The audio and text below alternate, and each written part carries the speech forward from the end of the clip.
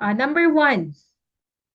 What if I have x is equal to 0? What's the graph of this? Number 2. What if I have x is greater than 0? And then number 3. What if my graph, I want to graph x is less than or equal to 0? Ano mga graph ng mga yan? Nakikita nyo ba? So, proceed ako sa number 1. Sa number 1, x is equal to 0. Gawa ka ng Cartesian plane, dummy plane. Ayan, dummy lang muna. Okay? Always remember na ang graph ng x is equal to 0 ay laging, ano, laging y-axis. Final answer. Pag tinanong, what's the graph of x is equal to 0? Y-axis. Hanapin nyo muna kung nasan si x, nasan si 0 sa x. Di ba ito yung x-axis natin, ito yung y-axis. So, ito sa origin, si 0. Horizontal line. Di ba? Tama ba ako? Isang variable lang yan. Ang graph ng isang variable ay laging vertical line. Always remember, in terms of x ha, the graph of one variable in terms of x is always a vertical line. So, ito yung graph niya. Nag-overlap sa y-axis. Kaya sinasabi ko na ang graph ng x is equal to 0 ay y-axis mismo. Kasi yung line na drawing ko, nag-overlap nga sa kanya. Okay, so bago ka ituloy yung 2, 3, proceed muna ako sa number 4. Number 4 agad, ma. Ano ba yung number 4 na ilalagay mo, ma'am? Yung y, para ma-compare nyo. So, kumari ang number 4 ko. Y is equal to 0, para alam nyo na. So, kung ang graph ng x is equal to 0 ay y-axis, ang graph ng y is equal to 0 ay x-axis. Ibig sabihin, one variable in terms of y, the graph is always a horizontal line. Kasi we know x-axis is a horizontal line. So, gawa ka ng Cartesian plane, x and y axis, and then magawa ka ng line na mag-overlap sa x-axis mismo. So, yun na yung graph ng y is equal to 0. Kasi alam natin yung y, ito yung y, di ba? May mga value, 0, 1, 2, 3, -1, -2, -3, and so on and so forth. So, nasan ba yung y is equal to 0? Ayan. So, maggagawa ka ng line. Horizontal line na mag-overlap sa y-axis. Kaya mismo, sa x-axis. Kaya mismo ang graph ng y is equal to 0, yung x-axis. Number 2 na ako. X is greater than 0. Ano ang graph nito? So, gawa ko ulit ng Cartesian plane. Okay? Ayan. So, ito si x-axis, ito si y-axis. Nasaan ba si x sa 0? Asan si 0 sa x-axis? Mali ako ng tanong. So, nasa origin. Tama ba? So, ito, nasa origin. Ayan, may point. Okay? Ang ginamit ko na inequality symbol ay greater than. Basta mga greater than or less than, ibig sabihin, x greater than 0, hindi kasama si 0. Tama ba ko? So, gagawa kayo ng horizontal line na mag-overlap sa y-axis kung saan broken dapat yung line. Horizontal na broken. Nakita nyo? Ibig sabihin, hindi kasama si x is equal to 0. Saan ang shade nito? Sa pag-inequality, shaded portion ang importante. Shaded region. So, ang shaded nyo, yung right side ng y-axis. So, yan ang graph nun. Okay. Sige, number 3. Para ma-distinguish nyo. So, yung number 3, anong symbol ang nakalagay? X less than or equal to 0. Okay. Etong less than or equal na to, sulat ko siya, less than or equal. Okay? Ayan ay tinatawag din na at most. Ma'am, bakit po at most? Kanwari, gusto kong maging anak at most 5. Ibig sabihin, pinakamataas na yung 5, pababa. So, gusto kong maging anak ay 5, 4, 3, 2, 1. Kaya, ang ginagamit talaga ay less than or equal. Pag at most. Okay? So ngayon, alam niyo na kung ano yung at least. Ano yung at least? Ang symbol para sa at least, maglagay ako ng another example, number 5. Kunwari, lalagay ko dito, y is greater than or equal to -2. Ganyan. I-graph natin yan. So ito, ang basa dito ay greater than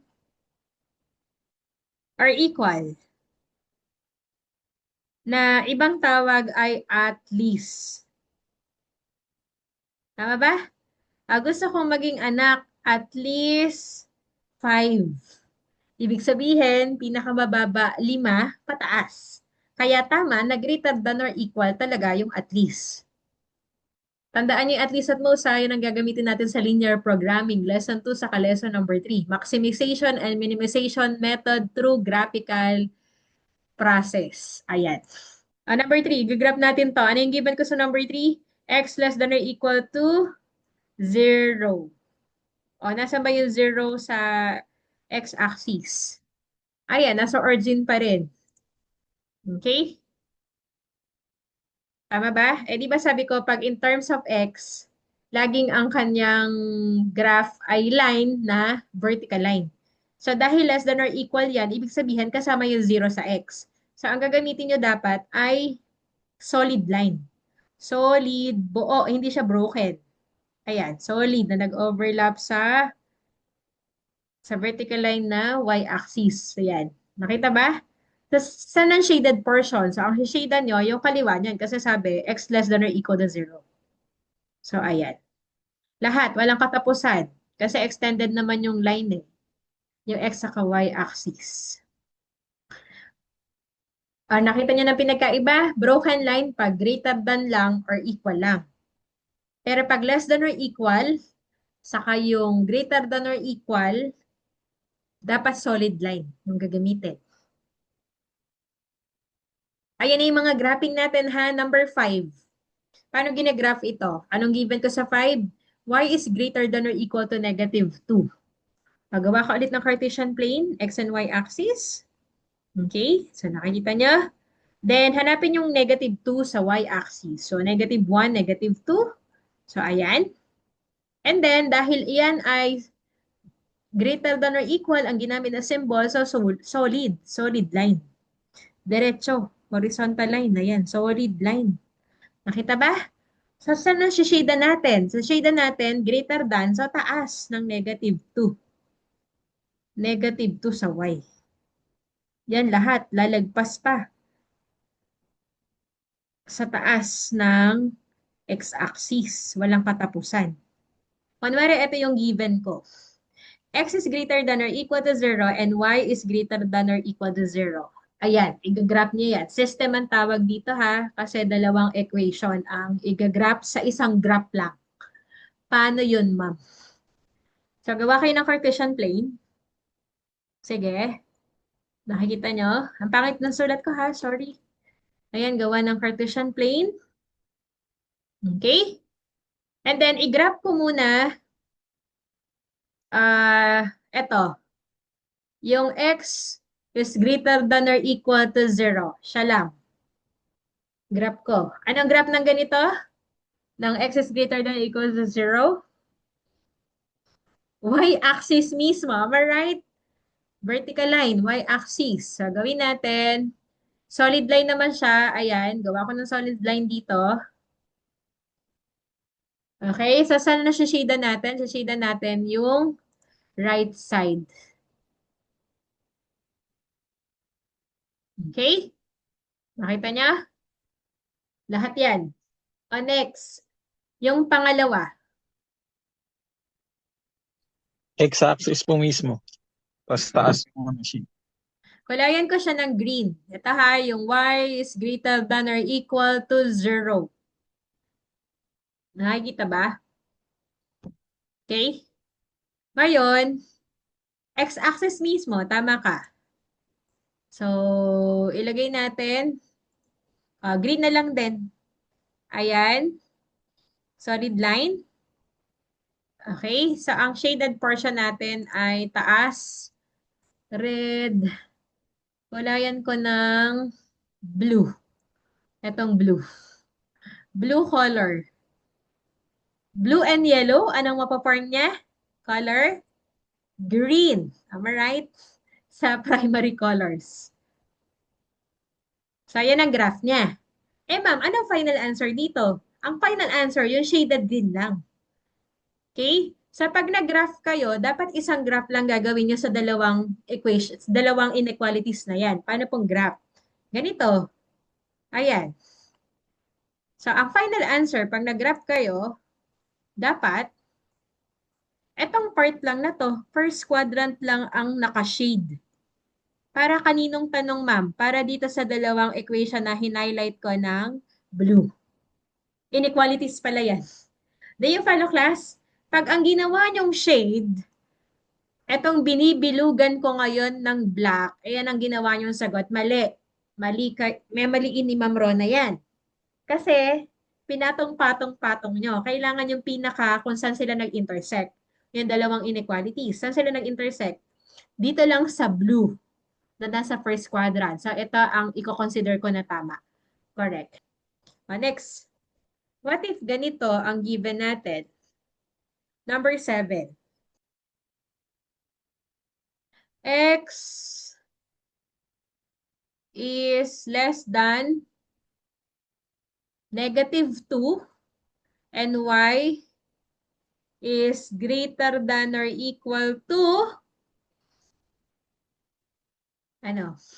Y is greater than or equal to -4. Ayan. Yung kanina, parehas greater than. Ito, isang less than saka isang greater than. O ano lang ang shadan dito.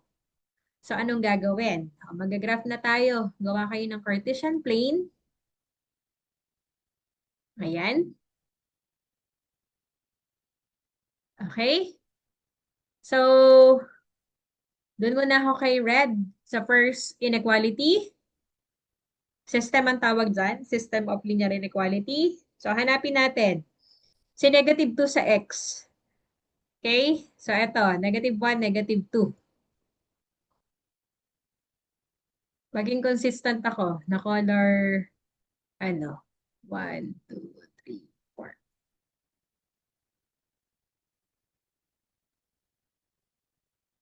Ayan na. So, eto tayo, right? Sa -2. Anong gagawin ko? Dahil less than lang yan, so broken line na vertical line. Nadadaan dapat sa -2. Ulitin ko, ito yung x-axis, ito yung y-axis ha, sa mga nalilito.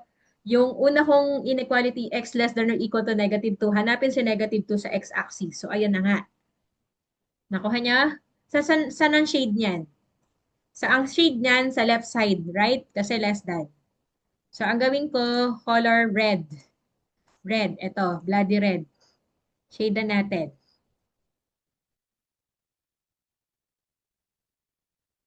Nakuha niyo ba?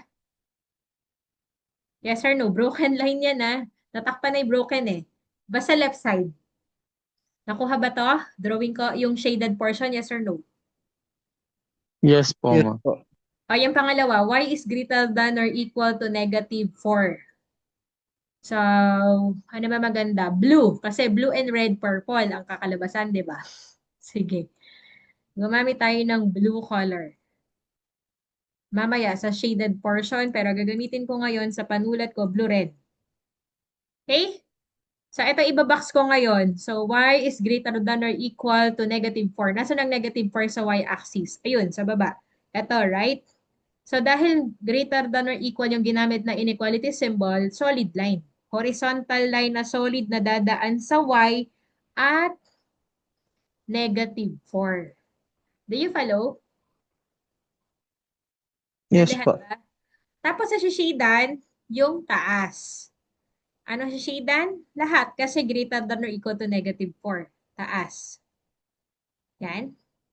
Kapalan ko na nga, wait lang. Gawin kong maximum na lapad para mabilis. Okay. Ay, lumalagpas ako.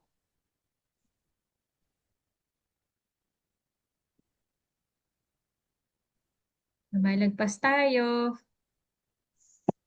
Bakit naging black? Di ba dapat pag blue and red, purple? Bakit naging black yan? Kailan pa naging secondary color yung black? Sorry. Ganyan talaga lumabas eh. Ano ba kulay sa inyo? So ngayon, ano ang final answer? Sa final answer, yung black lang. Tama ba? So anong gagawin nyo ngayon? Actually, dapat hindi na doble-doble yung graph eh. Kailangan malaman yun agad. Ma-figure out nyo sa brain cells nyo na ang shadan lang yung portion na yun. Nakuha nyo ba? So, ano dapat ang final answer? So, -1, -2, 1, 2, 3, 4. -1, -2, -3, -4. Tapos ito, broken line. Okay. So, isang kulay na lang ako. Ayan. Broken line dito. Ayan. Tapos yung isa, solid line. So, -4. Yan. O, di ba sabi, less than -2. So, kaliwa. Pinakakaliwa ng -2. Tapos yung isa sabi, greater than or equal to -4. Taas. So, kita-kita nyo naman eh, pag magtatansya kayo, kaliwang-kaliwang dulo, then taas. So, saan sila magpapatong? Yung kulay. So, alam nyo na, sa pinaka-kaliwang side. So, ang shade nyo lang dapat ay itong portion na to. Liitan ko nga yung ano. Sorry. Ayan. So, ito lang ang sagot.